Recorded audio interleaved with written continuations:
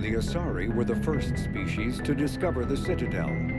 When the Solarians arrived, it was the Asari who proposed the establishment of the Citadel Council to maintain peace throughout the galaxy. Since then, the Asari have served as the mediators and centrists of the Council.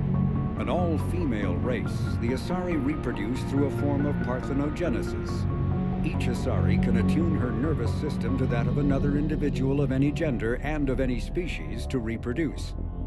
This capability has led to unseemly and inaccurate rumors about Asari promiscuity.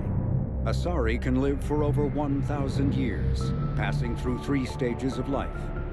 In the maiden stage, they wander restlessly, seeking new knowledge and experience. When the matron stage begins, they meld with interesting partners to produce their offspring. This ends when they reach the matriarch stage, where they assume the roles of leaders and counselors.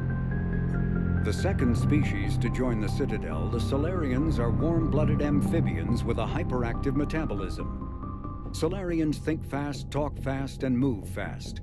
To Solarians, other species seem sluggish and dull-witted. Unfortunately, their metabolic speed leaves them with a relatively short lifespan. Solarians over the age of 40 are a rarity. The Solarians were responsible for advancing the development of the primitive Krogan species to use as soldiers during the Rachni Wars. They were also behind the creation of the genophage bioweapon the Turians used to quell the Krogan rebellions several centuries later. Solarians are known for their observational capability and non-linear thinking. This manifests as an aptitude for research and espionage. They are constantly experimenting and inventing. It is generally accepted that they always know more than they're letting on. Roughly 1,200 years ago, the Turians were invited to join the Citadel Council to fulfill the role of galactic peacekeepers. The Turians have the largest fleet in Citadel space, and they make up the single largest portion of the Council's military forces. As their territory and influence has spread, the Turians have come to rely on the Solarians for military intelligence and the Asari for diplomacy. Despite a somewhat colonial attitude towards the rest of the galaxy, the ruling hierarchy understands they would lose more than they would gain if the other 2 races were ever removed. Turians come from an autocratic society that values discipline and possesses a strong sense of personal and collective honor. There is lingering animosity between Turians and humans over the First Contact War of 2157, which is known as the Relay 314 incident to the Turians. Officially, however, the 2 species are allies, and they enjoy civil, if cool, diplomatic relations. 50,000 years ago, the Protheans were the only spacefaring species in the galaxy. They vanished in a swift galactic extinction. Only the legacy of their empire remains. They are believed to have built the mass relays and the Citadel, which have allowed numerous species to explore and expand throughout the galaxy. Prothean ruins are found on worlds across the galaxy. While surprisingly intact for their age, functioning examples of Prothean paleotechnology are rare. Time and generations of looters have picked their dead cities and derelict stations clean. Some believe the Protheans meddled in the evolution of younger races. The Hanar homeworld of Kage, for example, shows clear evidence of former Prothean occupation. The presence of a former Prothean observation post on Mars has caused a rebirth of interventionary evolutionists among humans. These individuals believe the god myths of ancient civilizations are misremembered encounters with aliens. In the early 2160s, the Alliance began aggressive colonization of worlds in the Skyllian Verge, much to the dismay of the Batarians, who had been developing the region for several decades. In 2171, the Batarians petitioned the Council to declare the Verge a zone of Batarian interest. The Council refused, however, declaring unsettled worlds in the region open to human colonization. In protest, the Batarians closed their Citadel embassy and severed official diplomatic relations with the Council, effectively becoming a rogue state. They instigated a proxy war in the Verge by funneling money and weapons to criminal organizations, urging them to strike at human colonies. Hostilities peaked with the Skillian Blitz of 2176, an attack on the human capital of Elysium by Batarian-funded pirates and slavers. In 2178, the Alliance retaliated with a crushing assault on the moon of Torfan, long used as a staging base by Batarian-backed criminals. In the aftermath, the Batarians retreated into their own systems and are now rarely seen in Citadel space. 2 centuries ago, the Hanar helped 375,000 members of the Drell race migrate to the Hanar homeworld Kage to escape the environmental extermination that had claimed the remaining 11 billion Drell. Nearly all Drell demonstrate tremendous loyalty to their famously reclusive saviors. The intimacy of their relationship, expressed in a formal socio-political alliance called the Compact, also results in extremely close personal relations, in which some Drell actually learn Hanar soul names. While most Drell reside on Kage, some assist Hanar off-world as envoys, researchers, co-investors, wayfarers, assassins, or otherwise, eager to help their saviors. For a century, galactic wisdom has held that behind any high-ranking Hanar hides a resourceful and fanatically devoted Drell. The omnivorous reptilian Drell possess an average lifespan of 85 galactic standard years. Having evolved on an arid planet, Drell face serious illness on the Hanar homeworld, especially Kepral's syndrome, a fatal bacterial lung disease. The Elcor are a Citadel species native to the high-gravity world Dakuna. They are massive creatures standing on 4 muscular legs for increased stability. Elcor move slowly, an evolved response to an environment where a fall can be lethal. This has colored their psychology, making them deliberate and conservative. Elcor speech is ponderous and monotone. Among themselves, scent, slight movements, and sub-vocalized infrasound convey shades of meaning that make a human smile seem as subtle as a fireworks display. Since their subtlety can lead to misunderstandings with other species, the Elcor often go out of their way to clarify when they are being sarcastic, amused, or angry. Dakuna's high gravity impedes mountain formation. Most of the world consists of flat, open plains, which prehistoric Elcor wandered across in small family bands.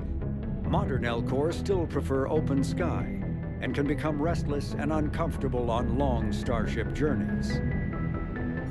The Geth are a humanoid race of networked AIs. They were created by the Quarians 300 years ago as tools of labor and war. When the Geth showed signs of self-evolution, the Quarians attempted to exterminate them. The Geth won the resulting war. This example has led to legal, systematic repression of artificial intelligences in galactic society. The Geth possess a unique distributed intelligence. An individual has rudimentary animal instincts, but as their numbers and proximity increase, the apparent intelligence of each individual improves. In groups, they can reason, analyze situations, and use tactics as well as any organic race. Geth space is located at the trailing end of the Perseus Arm, beyond the lawless Terminus systems. The Perseus Veil, an obscuring dark nebula of opaque gas and dust, lies between their space and the Terminus systems. The Hanar are a Citadel species known for excessive politeness. They speak with scrupulous precision and take offense at improper language. Hanar that expect to deal with other species take special courses to help them unlearn their tendency to take offense at improper speech. All Hanar have 2 names. The face name is known to the world. The soul name is kept for use among close friends and relations. Hanar never refer to themselves in the first person in conversation with someone they know on a face name basis. To do so is considered egotistical, so instead they refer to themselves as this one, or the impersonal it. Their homeworld, Kage, has 90% ocean cover and orbits an energetic white star, resulting in a permanent blanket of clouds. Due to the presence of Prothean ruins on the world, many Hanar worship them. and Hanar myths often speak of an elder race that civilized them by teaching them language. When the Asari discovered the Citadel, they also discovered the Keepers, a docile, multi-limbed insect race that seemingly exists only to maintain and repair the great Prothean station. Early attempts to communicate with or study the Keepers were failures, and it is now illegal to interfere with or impede Keeper activity. Because they are completely non-threatening, Keepers have become virtually invisible to everyone else. Similarly, they seem indifferent to other species, except for their tendency to help new arrivals integrate themselves into the Citadel. No matter how many Keepers die due to old age, violence, or accident, they maintain a constant number. No one has discovered the source of new Keepers, but some hypothesize they are genetic constructs, biological androids created somewhere deep in the inaccessible core of the Citadel itself.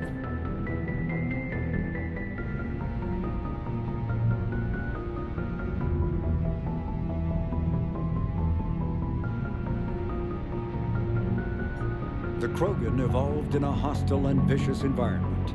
Until the invention of gunpowder weapons, eaten by predators was still the #1 cause of Krogan fatalities. Afterwards, it was death by gunshot. When the Solarians discovered them, the Krogan were a brutal, primitive species struggling to survive a self-inflicted nuclear winter. The Solarians culturally uplifted them, teaching them to use and build modern technology so they could serve as soldiers in the Rachni War.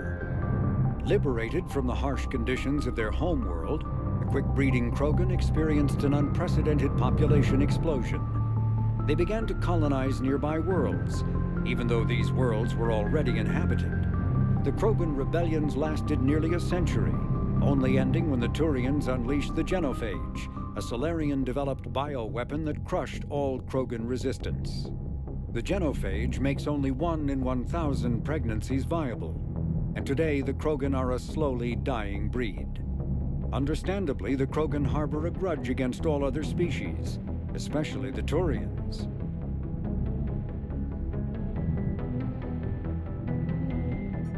Driven from their home system by the Geth nearly 3 centuries ago, most Quarians now live aboard the Migrant Fleet, a flotilla of 50,000 vessels ranging in size from passenger shuttles to mobile space stations.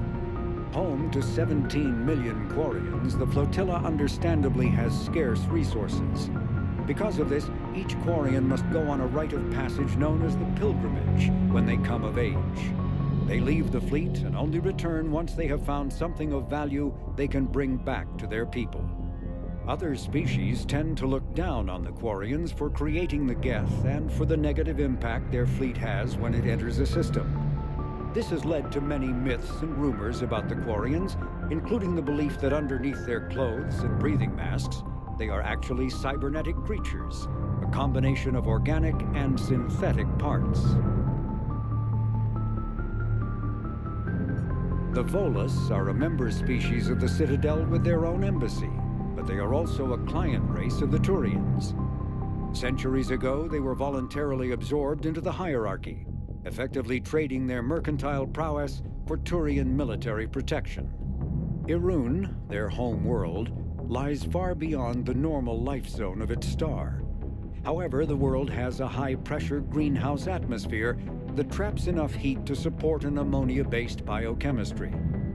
As a result, the Volus must wear pressure suits and breathers when dealing with other species, as conventional nitrogen-oxygen air mixtures are poisonous to them. And in the low-pressure atmospheres tolerable to most species, their flesh will actually split open. Volus culture is tribal, bartering lands and even people to gain status. This culture of exchange inclines them to economic pursuits. It was the Volus who authorized the Unified Banking Act, and they continue to monitor and balance the Citadel economy.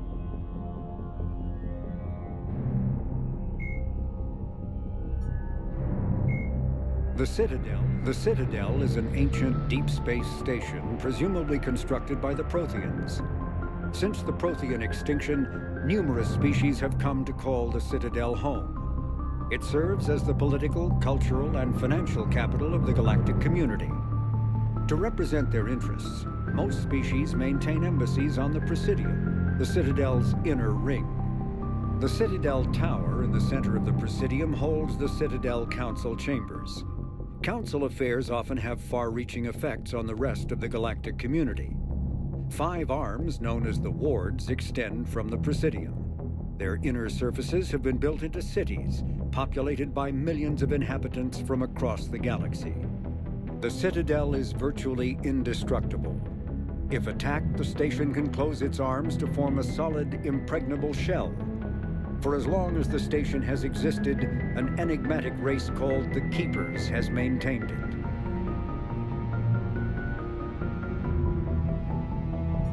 Spectres are agents from the Office of Special Tactics and Reconnaissance and answer only to the Citadel Council. They are elite military operatives, granted the authority to deal with threats to peace and stability in whatever way they deem necessary. They operate independently or in groups of 2 or 3. Some are empathetic peacekeepers resolving disputes through diplomacy. Others are cold-blooded assassins, ruthlessly dispatching problem individuals. All get the job done one way or another, often operating outside the bounds of galactic law. The Spectres were founded after the Solarians joined the Council. For many years, they operated in secrecy as backroom problem solvers. Only after the Krogan rebellions did their activities become publicized. Assignment of a Spectre is less contentious than a military deployment, but makes it clear that the Council is concerned about a situation.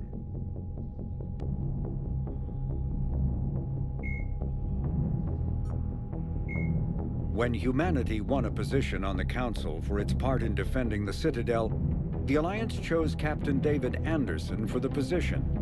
Udina became his advisor. Anderson eventually quit over frustrations with Council politics, and the Alliance named Udina to the office.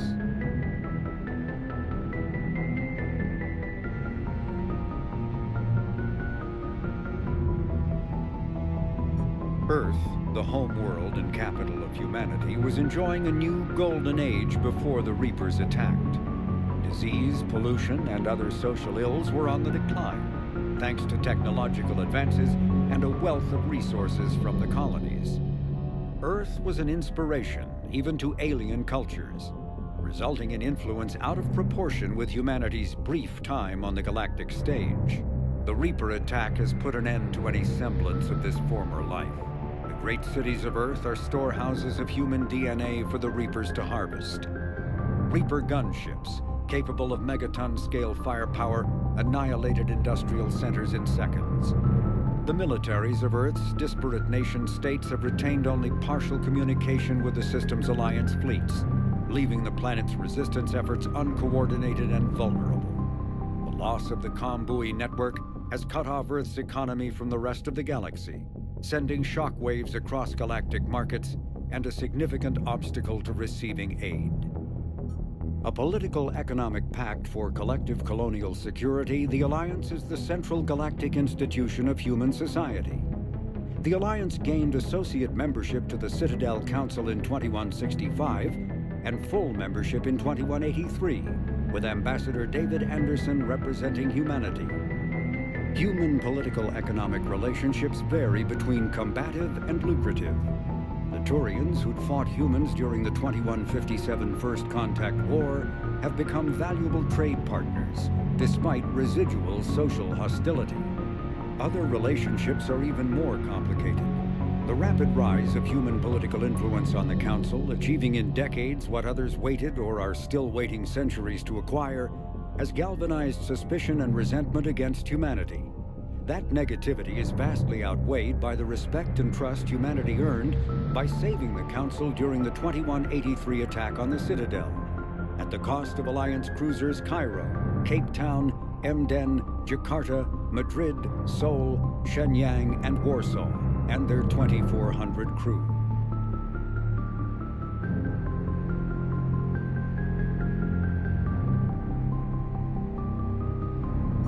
The Systems Alliance is an independent supranational government representing the interests of humanity as a whole. The Alliance is responsible for the governance and defense of all extrasolar colonies and stations. The Alliance grew out of the various national space programs as a matter of practicality. Sol's planets had been explored and exploited through piecemeal national efforts. The expense of colonizing entire new solar systems could not be met by any one country. With humans knowing that alien contact was inevitable, there was enough political will to jointly fund an international effort. Still, the Alliance was often disregarded by those on Earth until the First Contact War. While the national governments dithered and bickered over who should lead the effort to liberate Shanxi, the Alliance fleet struck decisively. Post-war public approval gave the Alliance the credibility to establish its own parliament and become the galactic face of humanity.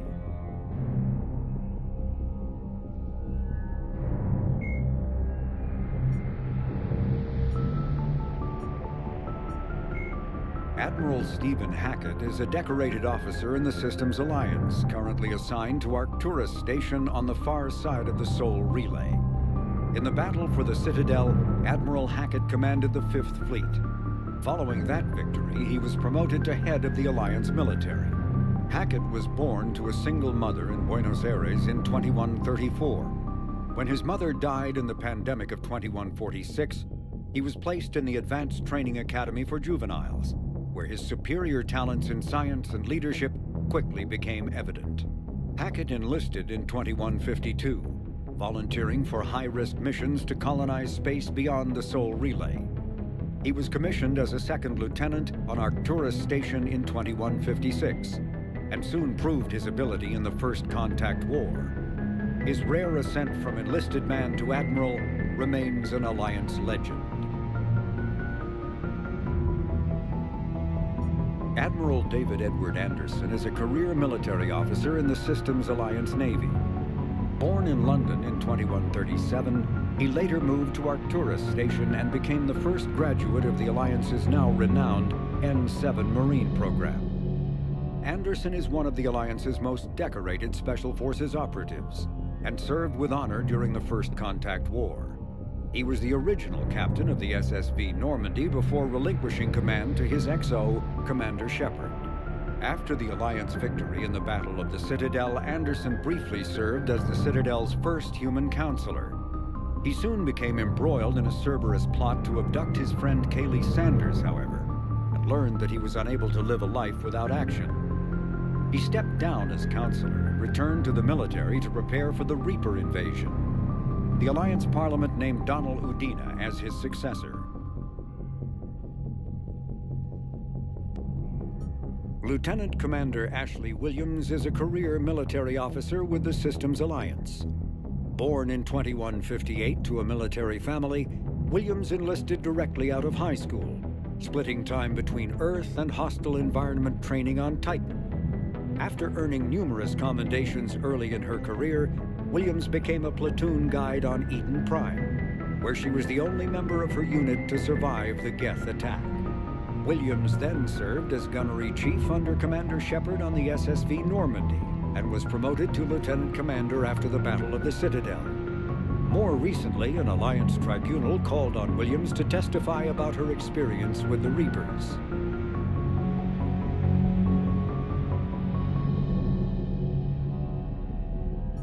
Dr. Liara Tassoni is an Asari information broker with a background in scientific research on Prothean technology.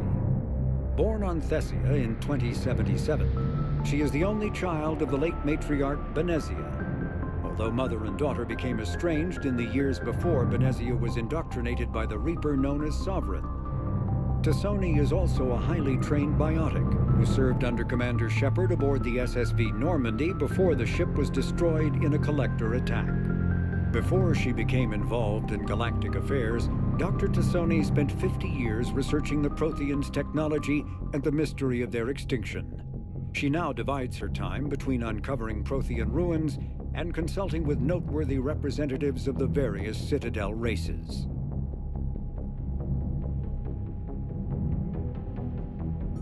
Flight Lieutenant Jeff "Joker" Moreau is a respected pilot with the Alliance Navy. Born and raised on Arcturus Station, He is widely considered to be the best helmsman in the system's alliance. Moreau enlisted with the Navy directly out of school and quickly gained the respect of his superiors. He served as pilot of both the Normandy SR-1 and its successor, the SR-2, and was at their respective helms during the Battle of the Citadel and the assault on the Collectors. Moreau suffers from Vroeg's syndrome, a rare debilitating disorder also known as brittle bone disease.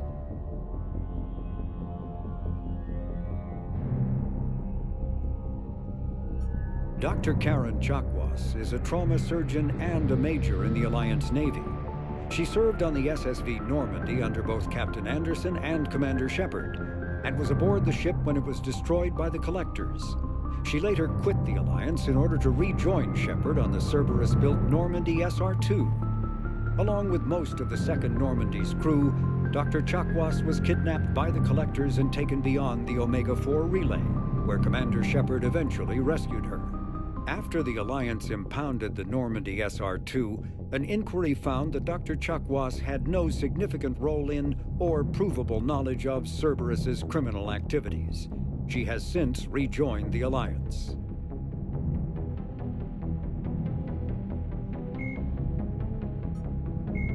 In recent years, the pro-human syndicate known as Cerberus has seen its influence grow galaxy-wide. The largely untraceable organization now includes private intelligence agencies, biotics laboratories, research facilities, and the lucrative corporations that provide a front for it all. Cerberus's charismatic leader, known only as the Elusive Man, drives the organization's philosophy and interests. The level of secrecy he maintains puts professional intelligence agencies to shame. As Cerberus grows, so too does public distrust of the organization. Some commentators have remarked that Cerberus is not so much pro-human as it is anti-alien. Others question the blind loyalty of its employees.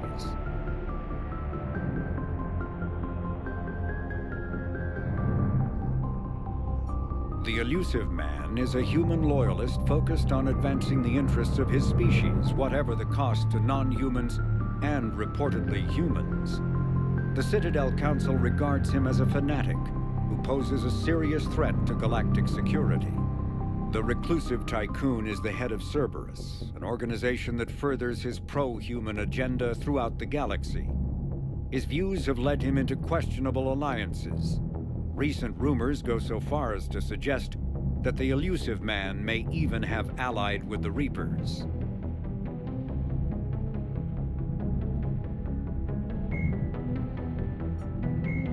Cerberus built the Normandy SR-2 as a second-generation version of the Alliance frigate SSV Normandy after the Collectors destroyed the original.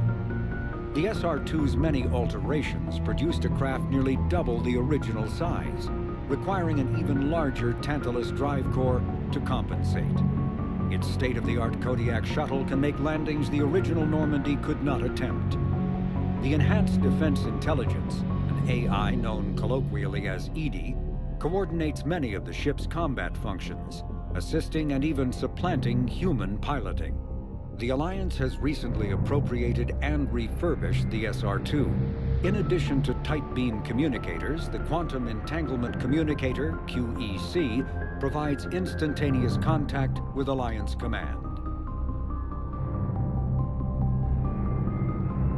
Originally created to covertly insert Alliance Marines into hostile environments, the UT-47 shuttle has since been sold to allies, recovered by enemies, and had its specifications stolen by spies. In one form or another, this durable transport is now used in all corners of the galaxy. A-model Kodiaks feature a front-mounted mass accelerator cannon that can be used in an anti-vehicular role. Since the shuttle lacks proper gun ports, soldiers often open the side hatch to fire on enemies. This is discouraged in Alliance manuals since it exposes the interior to return fire. Flying the 47A during atmospheric combat requires considerable skill. The pilot must reduce the vehicle's mass for speed and handling, while maintaining enough mass to resist recoil, incoming fire, and inclement weather. More than one pilot has overstressed the Kodiak's field generator and ended up on the battlefield instead of above it. Asari-made Solaris armor can resist even the tremendous heat and kinetic energy of starship weapons. The armor is nearly unsurpassed in strength because its central material, carbon nanotube sheets woven with diamond chemical vapor deposition, are crushed by mass effect fields into super dense layers, able to withstand extreme temperatures. That process also compensates for the diamond's brittleness. Diamond armor itself has two limiting disadvantages. First, while nanotubes and CVD diamond construction have become cheaper in recent years, it remains prohibitively expensive to coat starships or aircraft larger than fighters in Solaris material. Second, the armor must be attached to the ship's superstructure, so shock waves from massive firepower can still destroy the metals beneath the armor itself. A popular misconception holds that the diamond composition of Solaris armor gives it a sparkle. In fact, atmospheric nitrogen impurities during the super-hot forging process give the armor a metallic gray or yellow sheen.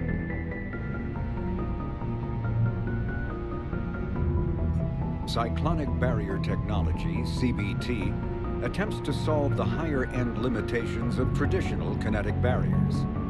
Traditional barriers cannot block high-level kinetic energy attacks, such as disruptor torpedoes, because torpedo mass effect fields add mass.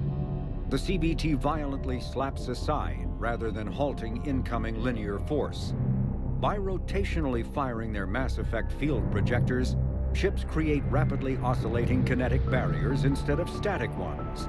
Shooting through the CBT is like trying to shoot at a target inside a spinning ball. Significant drawbacks to current CBT configuration prevent its use on anything other than frigates and fighters. Its many high-frequency sensors and emitters require frequent maintenance and replacement. A partially damaged CBT can endanger its operator, who is surrounded by rotating mass effect fields, skewing in unpredictable directions. Fortunately, if an emitter is damaged, the CBT corrects to become a traditional shield array, a safety feature that makes it most effective during opening volleys.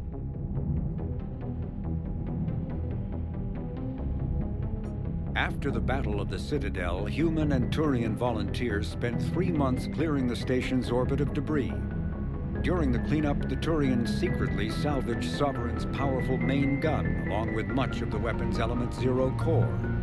11 months later, the Turians introduced the Thanix, a scaled-down version of the weapon. The Thanix's core is a liquid alloy of iron, uranium, and tungsten, suspended in an electromagnetic field powered by Element Zero. The molten metal, accelerated to a significant fraction of the speed of light, solidifies into a projectile as it is fired, hitting targets with enough force to pierce any known shield or armor. The gun can fire reliably every 5 seconds. The weapon's relatively small size allows it to be mounted on most fighters or frigates. It is now widely used by the Alliance military and is the primary weapon on the refurbished Normandy SR-2.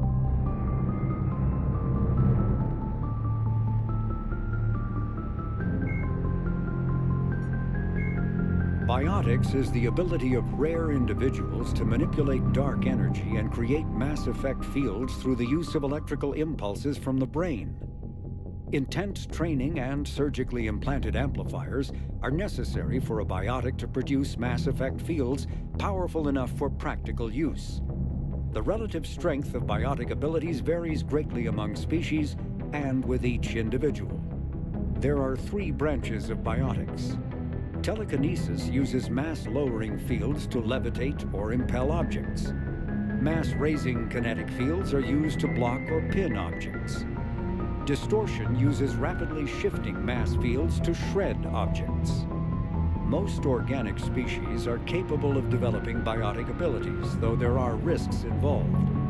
Biotics are the result of in utero exposure to Element Zero. This usually causes fatal cancers in the victim, but in rare cases it coalesces into nodules within the fetus's developing nervous system.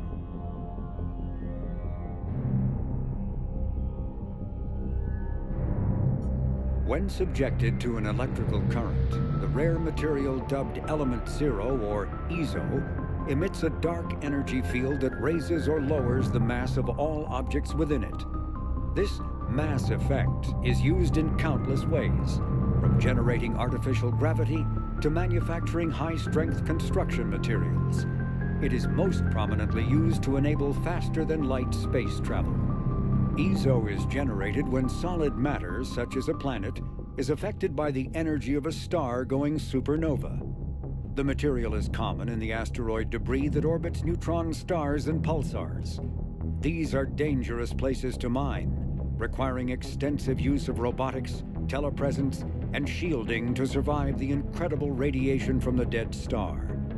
Only a few major corporations can afford the setup costs required to work these primary sources. Humanity discovered refined Element Zero at the Prothean Research Station on Mars, allowing them to create mass effect fields and develop FTL travel. Element Zero can increase or decrease the mass of a volume of space-time when subjected to an electrical current. With a positive current, mass is increased. With a negative current, mass is decreased. The stronger the current, the greater the magnitude of the dark energy mass effect. In space, low-mass fields allow FTL travel and inexpensive surface-to-orbit transit.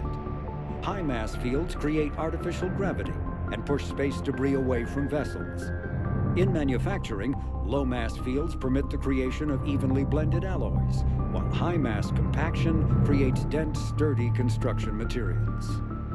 The military makes extensive use of mobility-enhancing technologies, with mass effect utilizing fighting vehicles standard frontline issue in most military forces.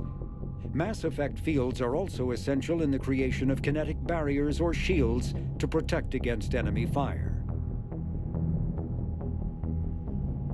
Once believed to be of Prothean origin, mass relays were in fact created by the Reapers, using technology far beyond that of other living species. The enormous structures scattered throughout the stars create corridors of virtually mass-free space. This allows instantaneous transit between locations normally separated by years or even centuries using conventional FTL drives. Primary mass relays can propel ships thousands of light years. The flight path, however, is fixed to a single relay elsewhere in the galaxy. By contrast, secondary relays, while only capable of propelling ships a few hundred light years, can reach any other relay within their limited range. Many primary relays lie dormant, their destinations not yet known.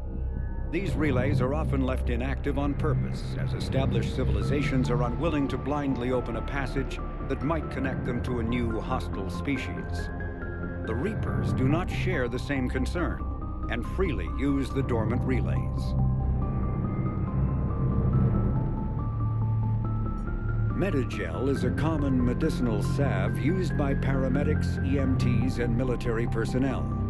It combines several useful applications: a local anesthetic, disinfectant, and clotting agent all in one.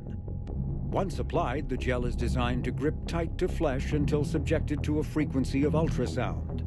It is sealable against liquids, most notably blood, as well as contaminants and gases. The gel is a genetically engineered bioplasm created by the CERTA Foundation, a medical technology megacorp based on Earth. Technically, Medigel violates Council laws against genetic engineering, but so far it has proved far too useful to ban.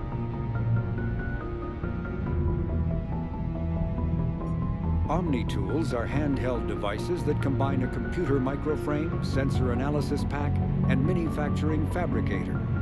Versatile and reliable, an OmniTool can be used to analyze and adjust the functionality of most standard equipment, including weapons and armor, from a distance. The fabrication module can rapidly assemble small three-dimensional objects from common reusable industrial plastics, ceramics, and light alloys. This allows for field repairs and modifications to most standard items, as well as the reuse of salvaged equipment. OmniTools are standard issue for soldiers and first-in colonists.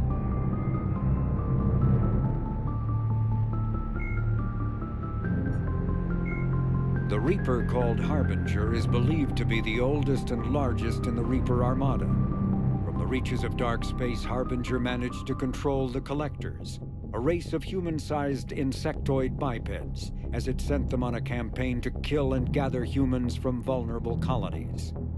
The Collectors became a terrifying force in the galaxy, responsible for the murder of hundreds of thousands. Surviving colonists have described the tone of Harbinger's threats heard through the Collectors as they attacked as visceral and terrifying.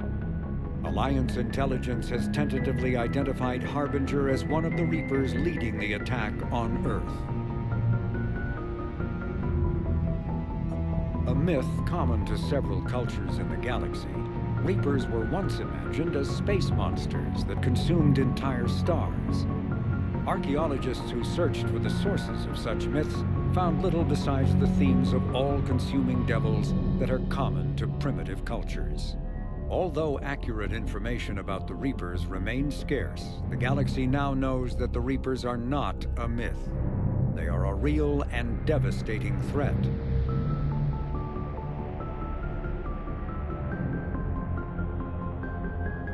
Sovereign was the first Reaper encountered by the modern Citadel races.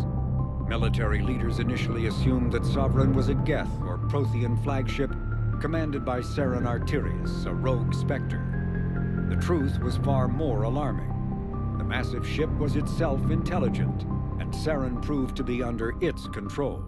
The attacks by Sovereign against Eden Prime and the Citadel removed any uncertainty about the Reaper's technological superiority. Sovereign's formidable shielding and firepower allowed it to hold off the combined fleets of the Citadel, and its mass effect fields proved powerful enough to let the enormous vessel land on a planet's surface.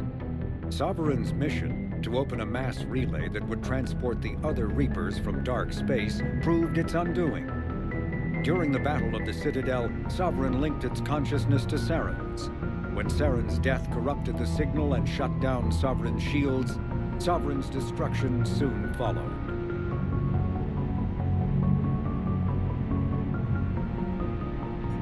Reaper indoctrination is an insidious means of corrupting organic minds, reprogramming the brain through physical and psychological conditioning using electromagnetic fields, infrasonic and ultrasonic noise, and other subliminal methods.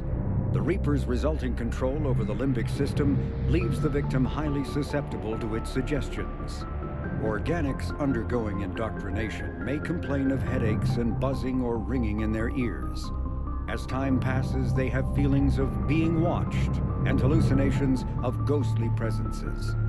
Ultimately, the Reaper gains the ability to use the victim's body to amplify its signals, manifesting as alien voices in the mind. Indoctrination can create perfect deep cover agents. A Reaper's suggestions can manipulate victims into betraying friends, trusting enemies, or viewing the Reaper itself with superstitious awe. Should a Reaper subvert a well-placed political or military leader, the resulting chaos can bring down nations. Long-term physical effects of the manipulation are unsustainable. Higher mental functioning decays, ultimately leaving the victim a gibbering animal. Rapid indoctrination is possible, but causes this decay in days or weeks. Slow, patient indoctrination allows the thrall to last for months or years. The Citadel races have classified the known variants of Reapers into 4 types. Capital ships are Sovereign-class Reapers 2 kilometers in length. They typically target the dreadnoughts, defense installations, and industrial cities of organic civilizations. Experts believe the Reapers harvest a single species of organics during each cycle of extinction to create these massive ships. Some capital ships are capable of launching small drones equivalent to fighters.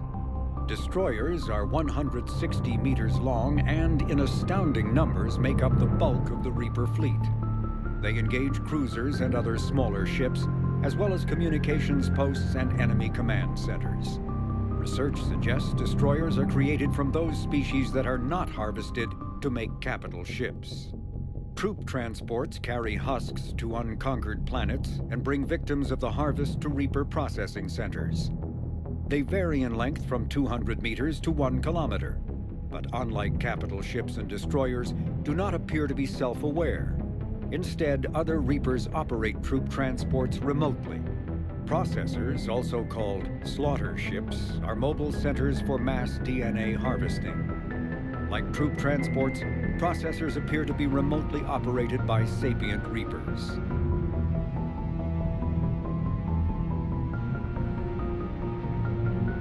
Cannibals are frontline Reaper units created from corrupted Batarians.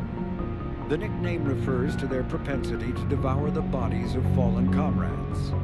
This triggers a biochemical process through which the cannibals spontaneously heal themselves and grow new chitinous armor.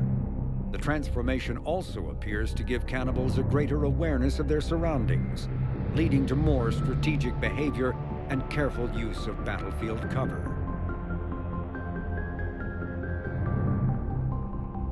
Husks are the aggressive, mindless foot soldiers of the Reaper armies.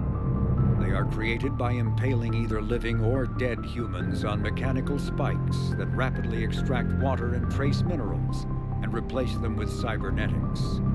These cybernetics reanimate the lifeless flesh and tissue, transforming the bodies into horrifying killing machines.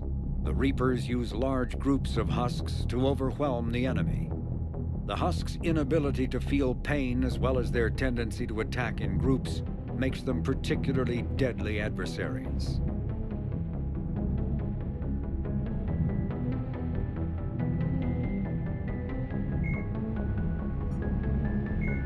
Although melee combat applications for the Omni tool are almost as old as the device itself, the feature was largely unused prior to the Reaper invasion.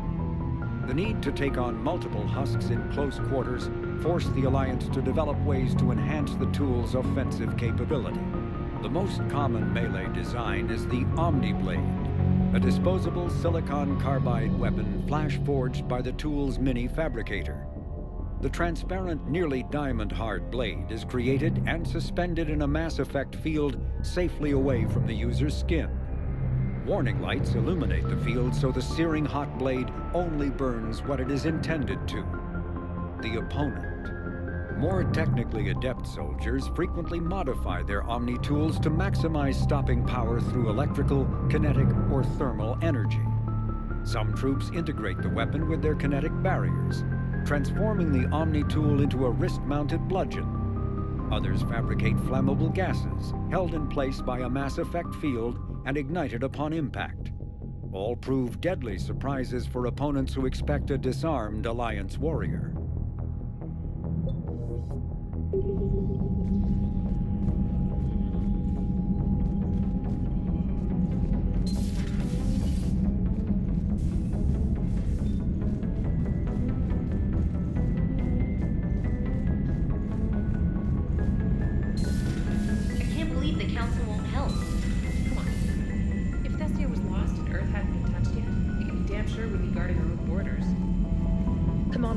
The Alliance has found a new Cerberus lab on Sanctum. Admiral Hackett would like you to investigate.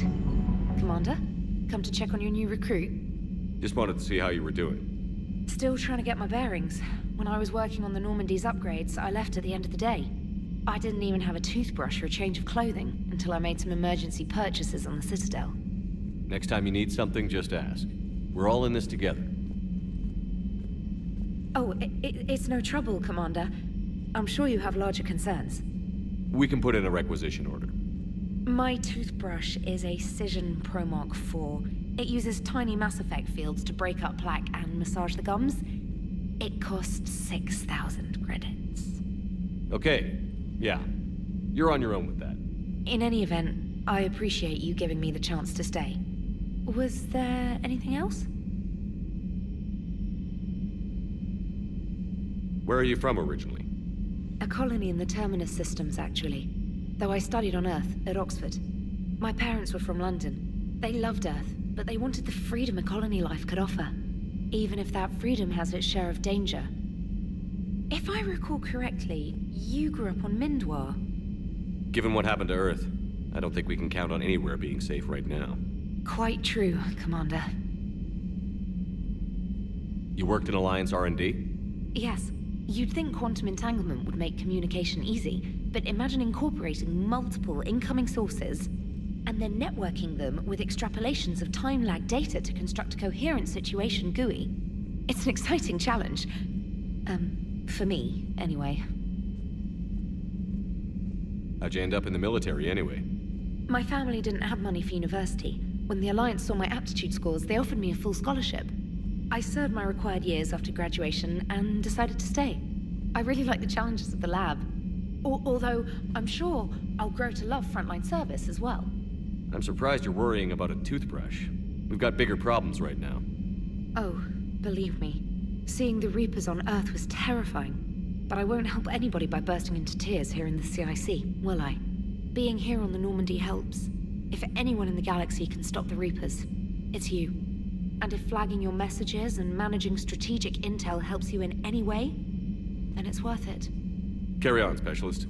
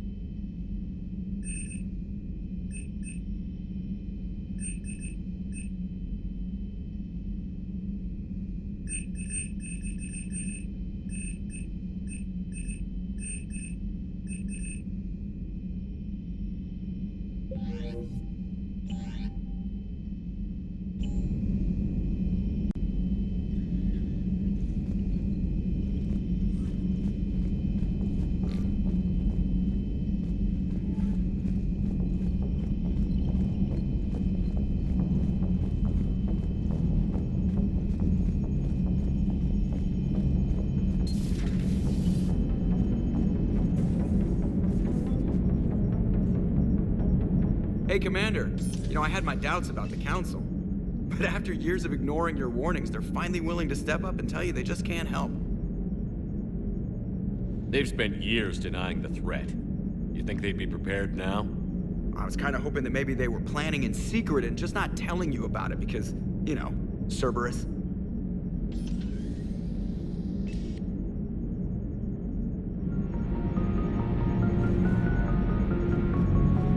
I assume everything is going well up here? Edie and I are just enjoying the calm before the shitstorm, Commander. How's the ship running, Edie? I always work at optimal capacity. Well, the Normandy's good. Everything's upgraded and better than ever. If we're talking about the crew, you'd probably have to ask a people person. We can't beat the Reapers just with a skeleton crew. I have the capacity to accommodate the slacking of any number of productively suspect humans, Shepard. What happened to the rest of the old crew? Maybe we could recruit them. Lots of Cerberus people think they're doing the right thing. Perhaps you should consider upgrading my hardware. Retrofits are always a pain in the ass. Commander.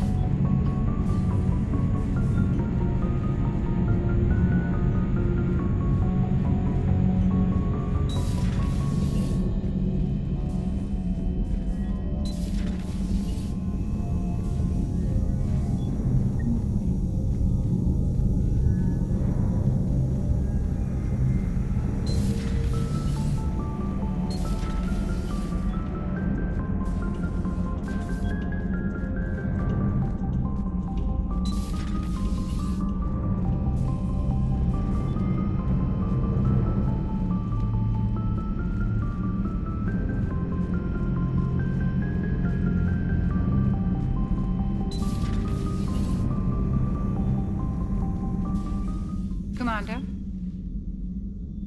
Everything okay down here, Doctor? The Alliance team cleaned up and restocked, but it's still my old medbay. Feels like home. Welcome back. Thank you. Let's waste no time. If I may, I'd like to examine you. Nothing wrong with me, is there? No, but we should keep an eye on all those cybernetic implants Cerberus grafted into you. Expensive stuff bringing me back. And worth every penny.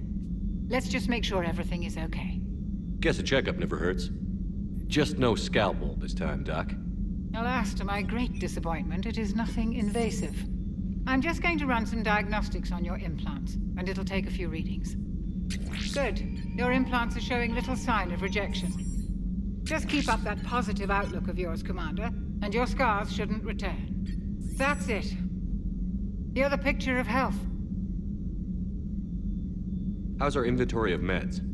The medbay was fully stocked before you left Earth. We should be good for a long time, even given the amount of fire you take each day. Do you ever regret working for Cerberus? We didn't work for them. We used them. If I were to feel anything, it would be guilt. We took their money, took their best people, took their best ship. We used them to defeat the Collectors, and now we are using their resources against them. So no, I don't regret it one bit. You've never mentioned any of your family. None to speak of, really. I'm the last of a prestigious line of medical professionals. The Alliance is my spouse, and you're all my children. I'm blessed with many close friends. But with each Alliance vessel taken, I lose one or two. We need to end this war. I'll see you around, Doctor. Take care, Shepard. They just don't make them like this anymore, Shepard.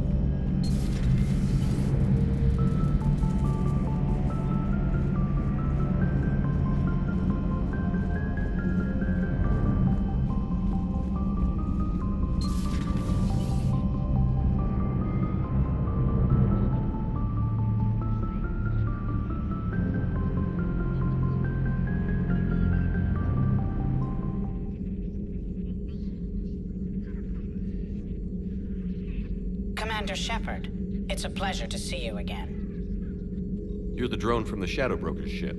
Dr. Tassoni now refers to me as Glyph instead of Info Drone 95% of the time. If you have a moment, I'd like to draw your attention to a terminal in her office.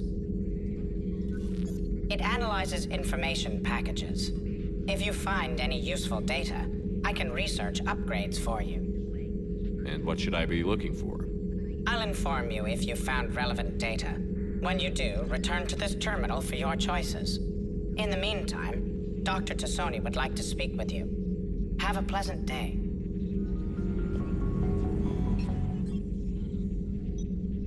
Looks like you brought more than just that drone from your ship. A few things were necessary. I'd be a very silent shadow broker without data feeds. So you have access to your resources? What I can get. We'll need it to research this Prothean device. Until we understand precisely what it does, it's far too dangerous to use. Did the Protheans actually complete this weapon? You mean, will it work? They wouldn't have poured their last resources into this device if they thought otherwise. But we really need to find out just what kind of weapon they left us. It'd be nice to know we're not kids playing around with a loaded gun. Absolutely. The damage it could cause if it backfired is unthinkable.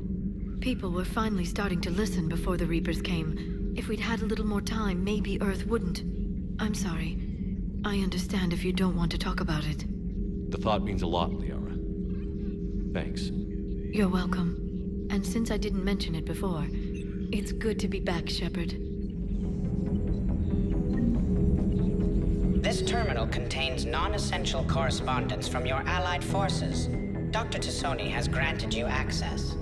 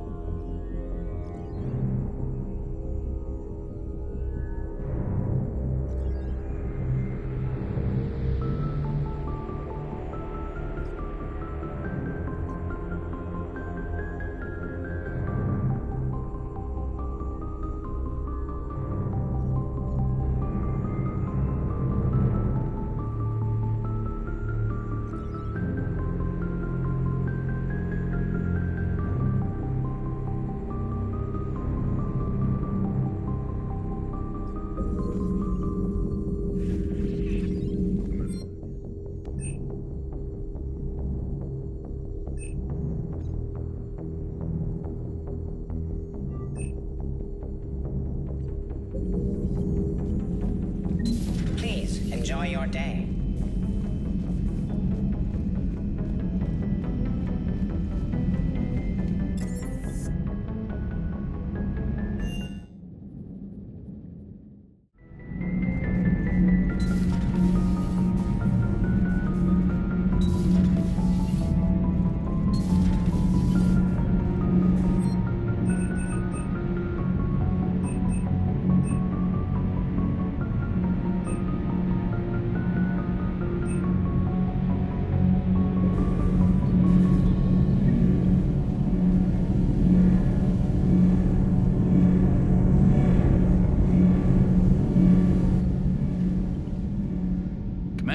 Welcome back to the Normandy. Or maybe you should be saying that to me. Engineer Adams, what are you doing here? I was put in charge of the drive core retrofits. My experience on the Normandy SR-1 made me an obvious choice. So, what do you think of our SR-2? She's incredible. If there's one nice thing I can say about Cerberus, it's that they know how to build a ship. And about that, Cerberus, I mean, I owe you an apology. How so? Back when you got this ship, Dr. Chakwas contacted me, asking me to help with your mission against the Collectors. I refused. I didn't have your back, and I'm sorry for that. Why didn't you join us? I saw what happened to you when the Normandy went down. I didn't trust that it was really you, and I certainly didn't trust Cerberus. Also, as an officer of the Alliance, I don't just leave my post, you know? Your Alliance first. That's the way it should be. Thank you, Commander. Glad to be aboard. Is your family okay? My parents are serving on Viridian Zenith, an Alliance agricultural vessel. My sister is a navigator on the SSV Benjamin Davis. Happy to report that both vessels are safely under Hackett's command. Does the new Normandy stack up to the old SR-1? Stack up. It blows the old ship away. The Tantalus drive core has been completely overhauled. The SR-2 might be nearly twice the size, but the new drive core is 3 times bigger. This ship can fly. That said, Cerberus isn't too high on safety. If pushed past her limits, this core would vent into engineering. Guess it gives my team incentive to keep her well balanced during a firefight. Do your job or get vaporized. Pretty much. I noticed you upgraded the kinetic barriers with cyclonic technology. Should help reduce the draw when under missile fire. Hopefully that means fewer vaporized engineers. The IES stealth system is significantly improved. It can handle a higher blue shift of our emissions. And that means?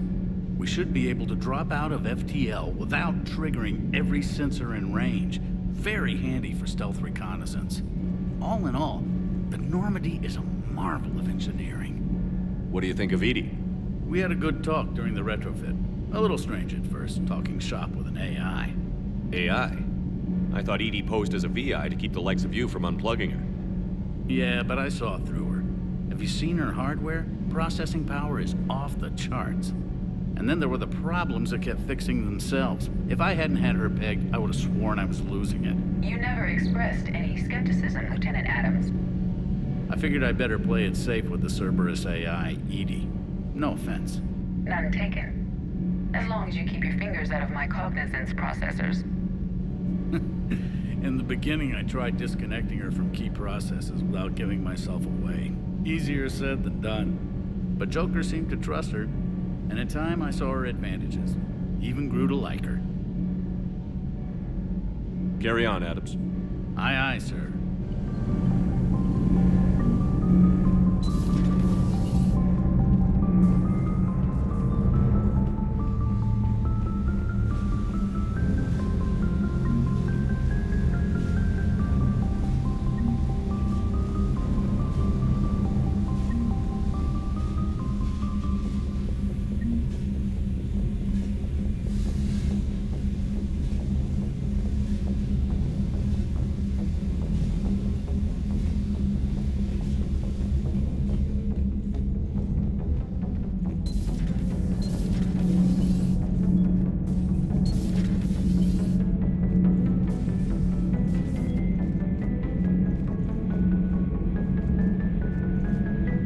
How's your new assignment working out, Allers?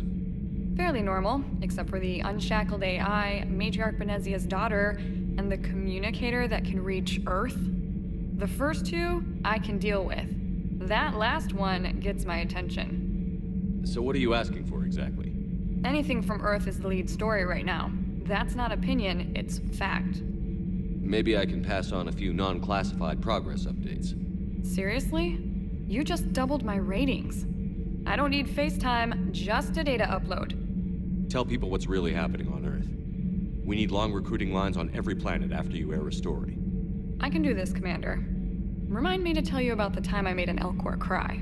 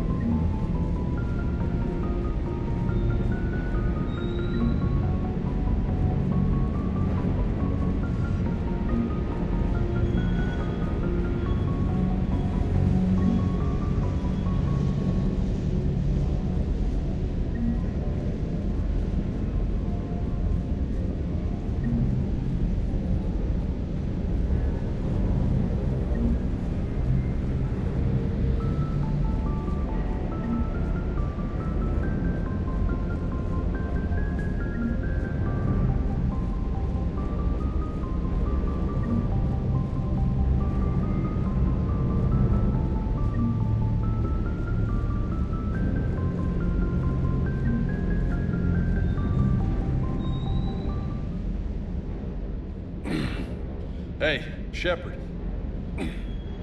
How'd it go with the council? Same as usual. Non-committal. Unhelpful. Bet they still wanted you to help them out, no? Yeah.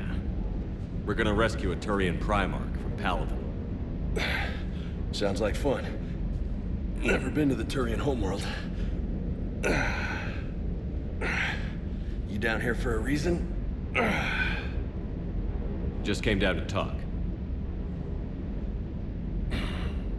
Great. Not sure what there is to talk about. You already know my service record. I don't, actually. I didn't have access to personnel records when we met. Right. Forgot about that. Well...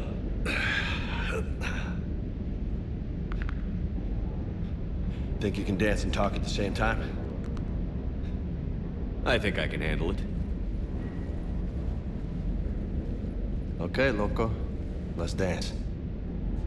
Don't push your luck, Vega. With age comes wisdom. And rank. Ha! You sound like my old CO. Oh yeah? And who was that? Captain Tony. He was a hard-ass son of a bitch, but a good... Nice. What do you mean, was?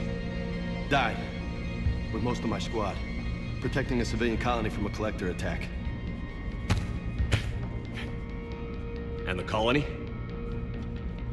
It was either them, or the intel we had on the collectors. Intel we could have used to destroy them. I chose the... Sorry. That's a tough call.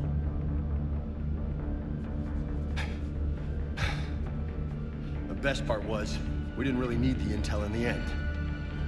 Because you were out saving the galaxy by taking down the entire collector homeworld. You didn't know. You can't blame yourself, Vega. Who says I'm blaming my... I do. You a shrink too? Nope. But that stunt back on Mars was reckless. You're lucky to be alive. So? So, maybe you don't care if you live or die. Or maybe... I'm just willing to do whatever the fuck it takes to end this guy. Maybe you are. But if you're half as good as I think you are, we need you alive. Thanks for the pep talk. Anytime. Hey, thanks for the dance, loco. Loco, huh? I can think of worse things to call you. Long as you remember who's in charge, you can call me whatever you want. Oh, I won't forget.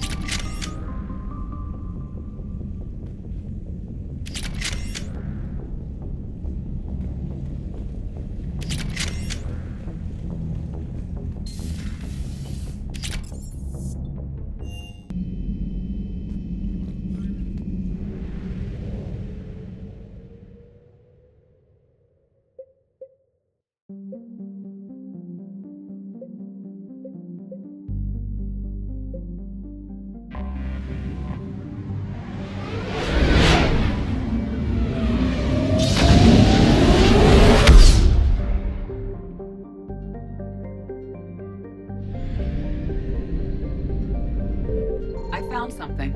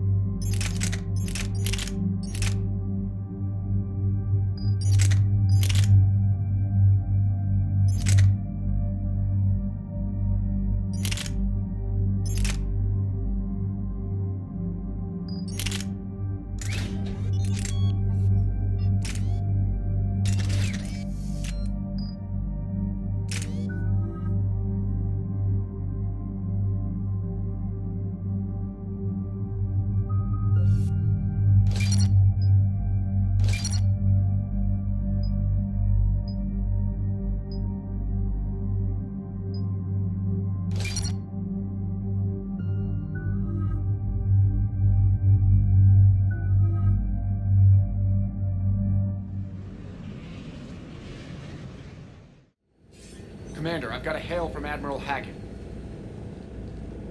Put him through, Lieutenant. Shepard, we've uncovered a secret Cerberus lab, function unknown. We sent in a recon team, but they were forced to pull out before they got very far. Any other intel? We think they're using the facility to warehouse and study Reaper tech. We've been wondering how Cerberus is connected to the Reapers, and this might give us some answers. We're on it. Find out what Cerberus is doing and get me any Reaper tech samples you can, Commander. Hack it out.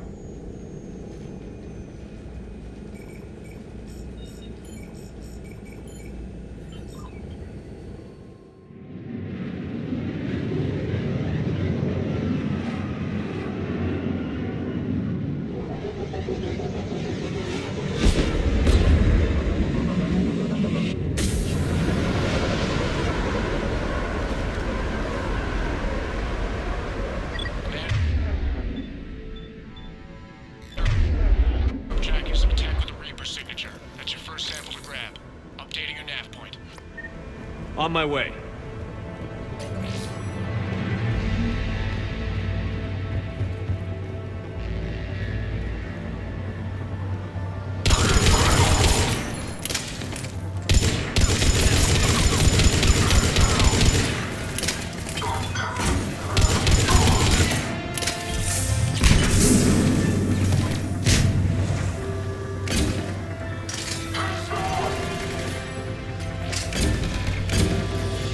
Well, that's weird looking. Guess we found it. Got the sample. Roger that. Meet you at the landing pad.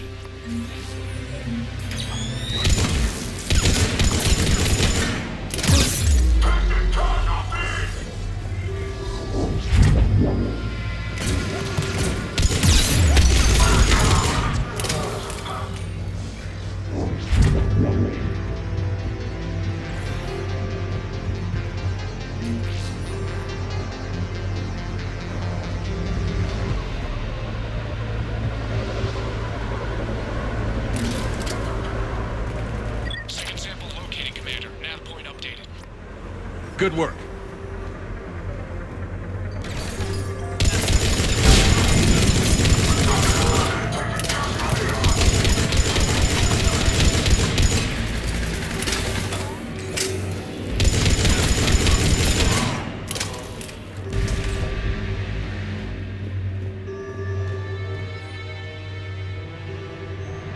Damn it.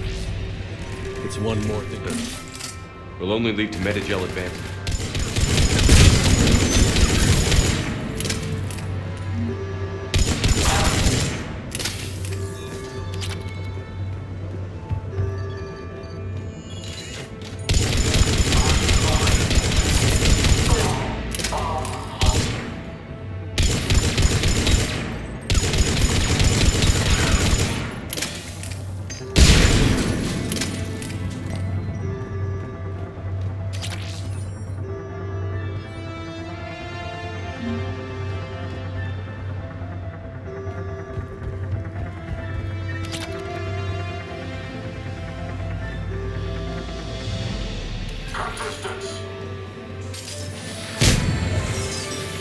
It appears to be Reaper tech, but the signature is new to me. 10. Second sample secure. Heading back to you now. Negative, Commander. Pad got high. Have to bug out. Got 3 birds on my 6. Taking fire. Scratch that. Make it 4. We'll rendezvous when I can. Out. We just need to hold out until Cortez can pick us up. Nothing like having your back to the wall. Never said it would be easy.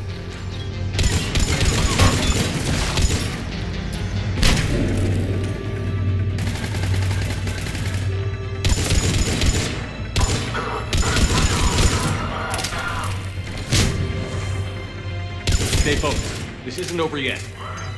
I can do this all day.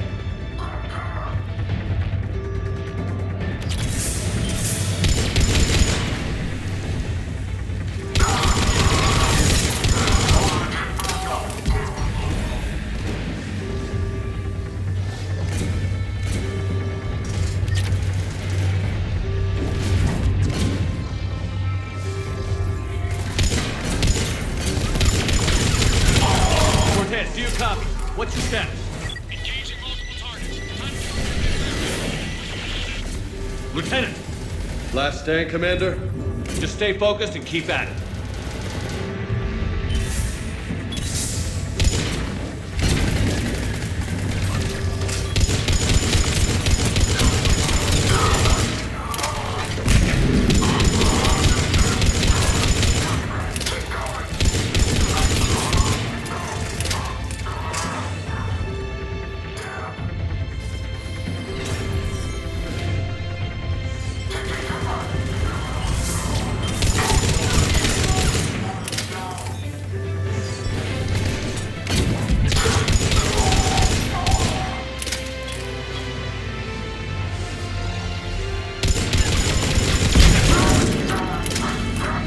Cortez, do you copy?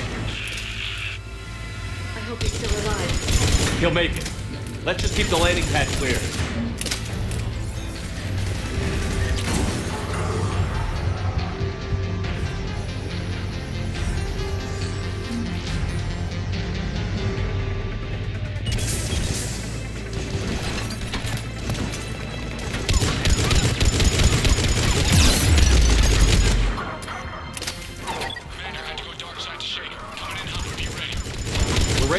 extraction as soon as you can get here.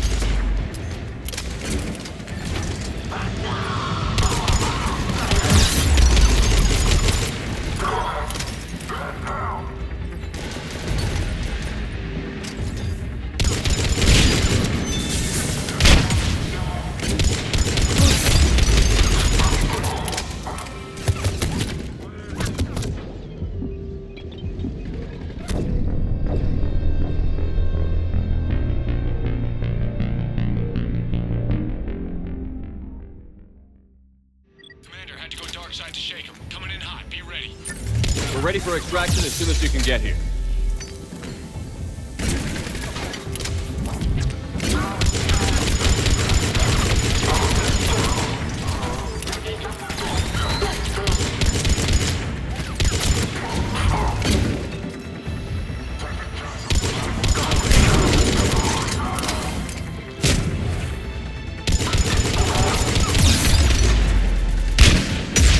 We're at the extraction point. Ready for pickup. Almost there.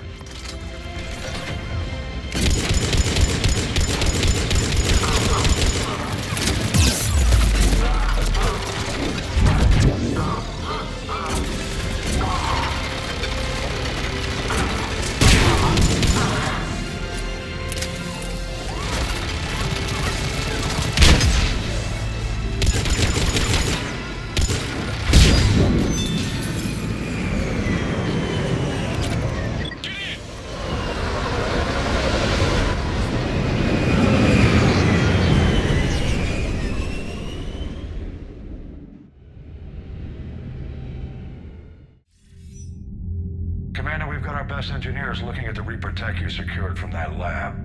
What was Cerberus doing with it? We don't know yet, but whatever Cerberus is up to, it can't be good. Even if we can't determine its purpose, we've disrupted their experiments. I doubt they'll just close up shop. Agreed. We'll keep sending strikes against the facility. Good work, Commander.